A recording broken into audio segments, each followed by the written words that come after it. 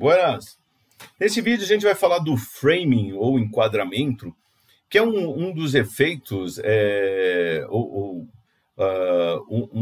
dos vários vieses que foram encontrados pelos professores Kahneman e Tversky, quando eles fizeram toda a pesquisa que gerou a Prospect Theory, ou teoria da perspectiva, ou teoria do prospecto, que basicamente diz o seguinte: olha, as pessoas reagem de forma diferente à maneira com que os dados, as informações são apresentadas.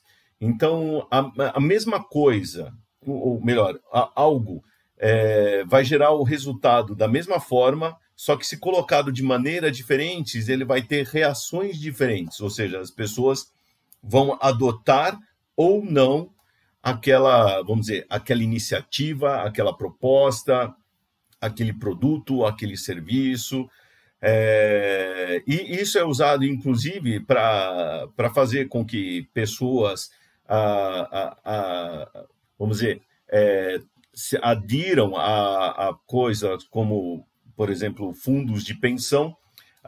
Isso tem até o trabalho realizado pelo professor Thaler, com fundos de pensão, que ele pegou, olha, vamos, ao invés de pegar e oferecer o fundo de pensão de uma maneira assim opcional, vamos dizer o seguinte: olha, você já está inscrito no fundo de pensão, se você quiser, você cai fora.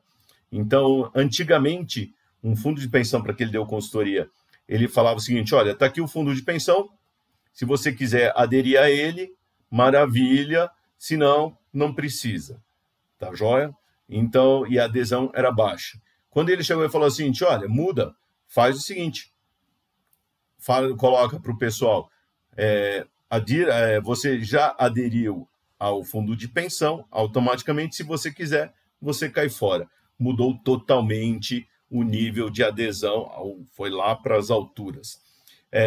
E o fundo de pensão era bom para as pessoas de qualquer maneira. Então, a pessoa a empresa ia dar um dinheiro, ia depositar o dinheiro no fundo de pensão e a pessoa ia participar com muito pouco, ou dependendo até no nível de renda, nem precisava participar. Ou seja, era um grande negócio para a pessoa, só que antes, como era opcional, as pessoas não faziam isso. Quando começou obrigatório e você sair e virou opcional, aí mudou todo o trabalho. Então, a maneira como você coloca as coisas vai ter vamos dizer, você vai ter uma adesão ou vai ter uma participação maior do que colocado de maneira diferente. Isso é o framing. E a gente vai ver isso num exemplo clássico. E é um exemplo clássico e que vamos dizer, ele está bem em voga, bem atual, bem na atualidade, por causa justamente da pandemia e da história da vacinação. Tá ok? Então, a brincadeira mais ou menos é o seguinte: a gente tem um determinado vírus que ameaça matar as pessoas, tá? Mas foi desenvolvida vacinas, e a gente quer ver como que as pessoas, como que a gente passa a mensagem para ter uma adesão maior, tá ok? Então, vamos aqui para o papel para ver o exemplo. Então, a situação aqui original que a gente vai colocar, suponha o seguinte: tem um vírus no ar, então tem um vírus que ameaça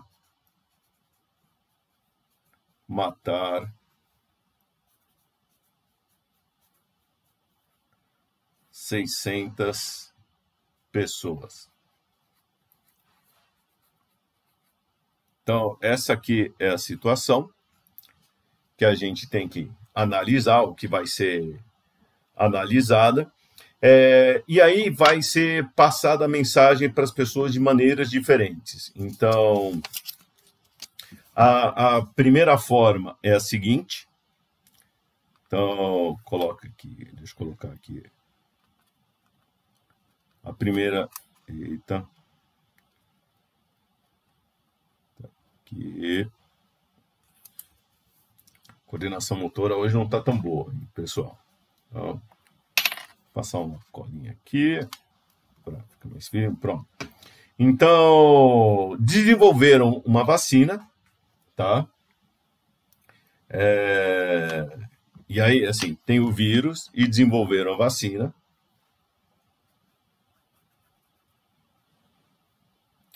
E desenvolveram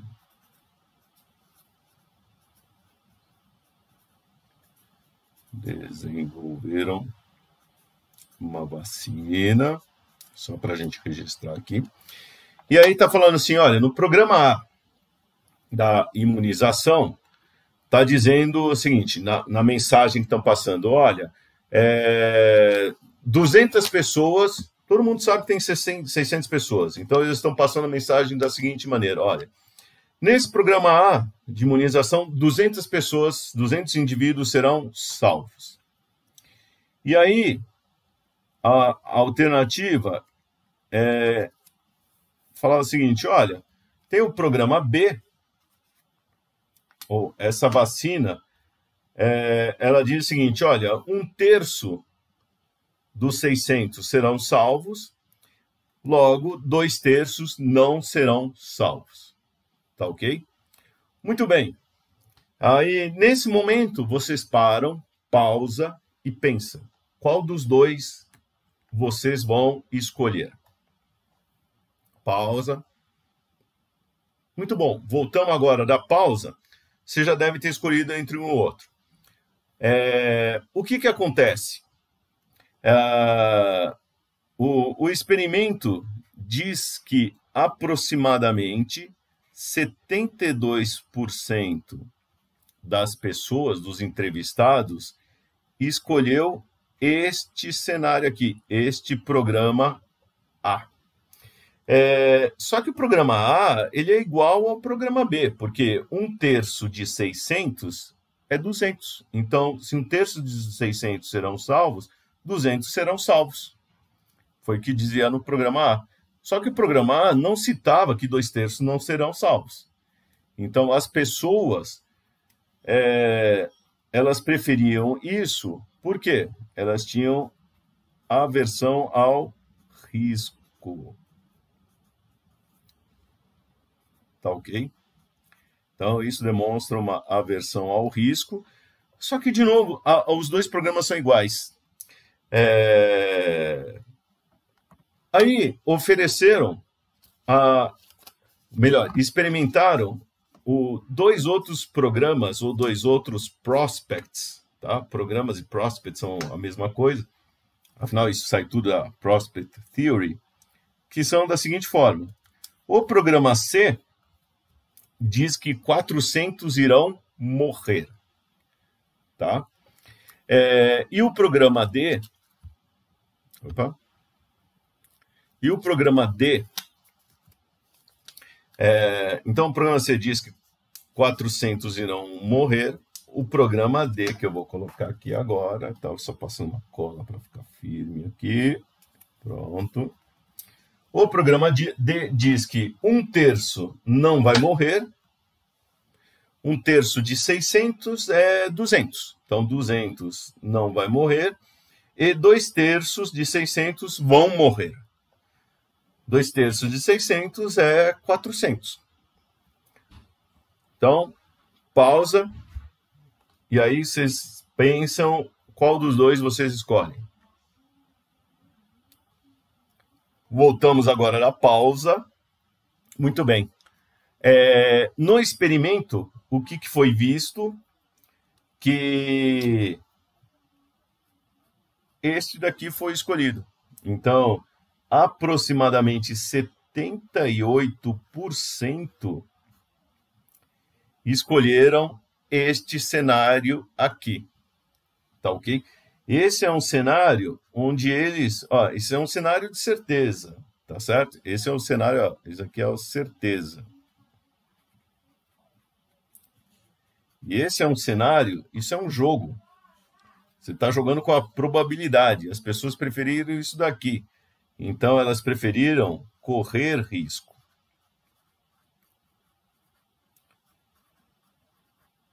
Tá? E repare o seguinte, todos os programas aqui apresentados, eles dão o mesmo resultado. 200 serão salvos, 1/3 de 600 é 200, 200 serão salvos, 400 irão morrer, então 200 irão ser salvos. 1/3 não vai morrer, 1/3 600 é 200, então 200 vão ser salvos. Todos os cenários dão o mesmo resultado. Só que a forma com que você passa a informação dá resultados diferentes, tem comportamentos diferentes. Então, dessa maneira aqui, teve uma aversão ao risco. Teve mais aversão ao risco. O pessoal preferiu ir para o cenário de certeza, sem essas probabilidades. Este cenário aqui é o cenário que a gente chama do cenário de sobrevivência. Então, ele focou na sobrevivência. Esses dois prospects, esses dois programas, sobrevivência, focaram nisto. Enquanto esses dois outros cenários aqui, eles focaram na mortalidade. Então, aqui foi. Vocês conseguem ver essa letra? Acho que sim. Então, esses dois cenários aqui, eles focaram na mortalidade. E aí, como a história, como ninguém quer morrer, tá certo? As pessoas preferem correr risco. E é uma coisa, inclusive, normal. Vocês veem esse tipo de comportamento até quando se fala de se usar certos tratamentos experimentais para certas doenças. Então, as pessoas, às vezes, preferem jogar do que ir na certeza que está aí. Então, olha, tem uma possibilidade ali. Pode ser que o resultado seja o mesmo, ou o resultado esperado seja o mesmo, mas as pessoas preferem jogar quando vem essa coisa aqui, olha, tem 1/3 de chance de não morrer, então vou correr esse risco. Esse é o framing. Todos os resultados são os mesmos, todos os valores esperados são os mesmos, mas os comportamentos vão ser diferentes da maneira com que você passa, da maneira que você enquadra, da maneira que você transmite a mensagem. Tá joia? E vejam que, assim, de novo, resultados são os mesmos, da maneira que você passa, cenário de mais como cenário positivo ou de sobrevivência, ou cenário de mortalidade, um cenário negativo. Quando o cenário negativo, as pessoas preferem correr o risco. Isso, Kahneman e Tversky viram isso, constataram isso no estudo deles, no famoso artigo de 1979 deles, da teoria do prospecto, que no caso de perda, as pessoas preferem correr risco. No cenário de ganhos, as pessoas são mais aversas ao risco, preferem ir lá para o lado da certeza. Tá ok? E esse tipo de framing a gente vê em várias situações aí no mercado. Então, alguns exemplos disso, ou outros exemplos disso, a gente vê da seguinte maneira: alguém, divulgação de resultados. Então, certas empresas, ou divulgação de lucros. Então, a empresa prefere falar muitas vezes o seguinte, que o lucro foi 2,50, tá certo? Que foi acima do trimestre anterior, que foi superior ao do trimestre anterior. Então, ele compara o lucro atual do trimestre contra o do trimestre anterior, prefere dizer que é acima, ao invés de chegar e falar o seguinte, olha, o lucro foi 2,50, mas foi abaixo da projeção. Então, por exemplo, a projeção que era, vamos dizer, 2,70, 2,7, Em vez de quem está divulgando o resultado falar o seguinte, olha, o nosso lucro no trimestre foi 2,50, que foi abaixo da projeção que era 2,70. Ninguém vai gostar, vão sair vendendo a ação. Agora, se você divulga o lucro foi 2,50, que foi acima do trimestre anterior, não atingiu a projeção, mas foi acima do trimestre anterior. Mas esse que não atingiu a projeção, ele não fala. Então, se costuma divulgar muito mais dessa forma, tá certo? Isso é framing. Então, não é que ele está mentindo, tá, pessoal? Ele não mentiu. Então, foi maior que do trimestre anterior, mas não atingiu aquilo que era o esperado.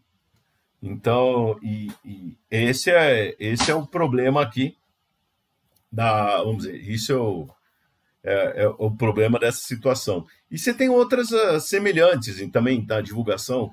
Muitas vezes a empresa fala, terminamos com um caixa positivo de 200 milhões. Ele só não fala que esse caixa de 200 milhões foi por causa, não da operação, mas foi por causa de uma captação pela emissão de ações. Então, as pessoas falam, puxa, saiu com mais caixa, então olha que bom, a empresa é boa. Calma, a empresa levantar com esse dinheiro em caixa porque ela captou dinheiro, não porque ela ganhou da operação. Então, essa é a história do framing e vocês vão encontrar muito por aí.